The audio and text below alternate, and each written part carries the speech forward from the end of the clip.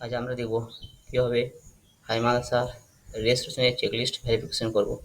প্রথমে গুগলে আমরা www.exam.org লিখে সার্চ করব। এরপর আমাদের ইউজার নেম চলে আসবে এবং পাসওয়ার্ড সেভ আছে। এরপর আমি ক্যাপচা দেবো, লগ ইন।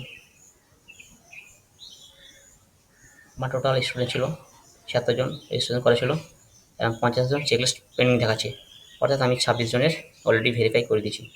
এখন আমি একজনের ভেরিফিকেশন করে দেখাবো কীভাবে ভেরিফিকেশন করতে হয়। প্রথমে আমরা রেজিস্ট্রেশন ক্লিক করব, এরপর চেকলিস্ট।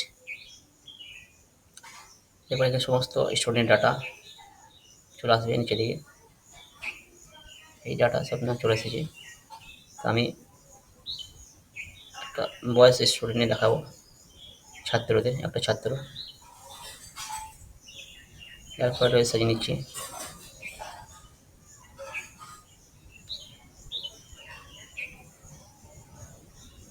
বিষ্ণু বাগদিটা রেজিস্ট্রেশন করে দেখাবো।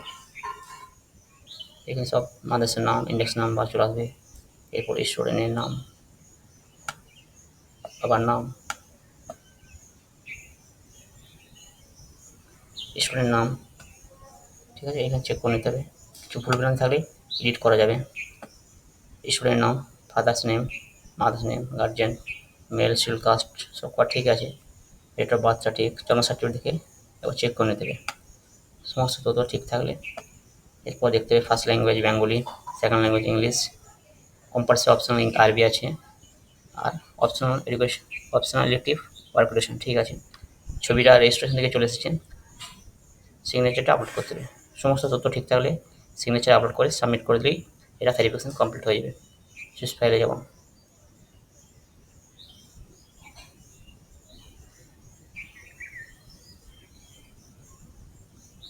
এরপর আমার সিগনেচারটা স্ক্যান করা আছে, এটা সিগনেচার 50 কেবির মধ্যে আপলোড করতে হবে। এখানে 110 কেবি দিয়েছে, কিন্তু আপলোডের সময় দেখাবে যে 50 কেবির মধ্যে। এরপর আমি সাবমিট করে দিলে এটা ফাইনালাইজ হয়ে যাবে।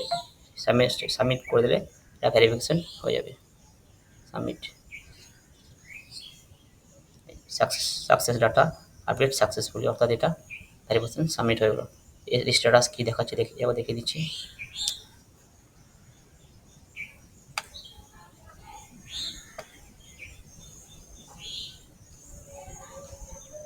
এই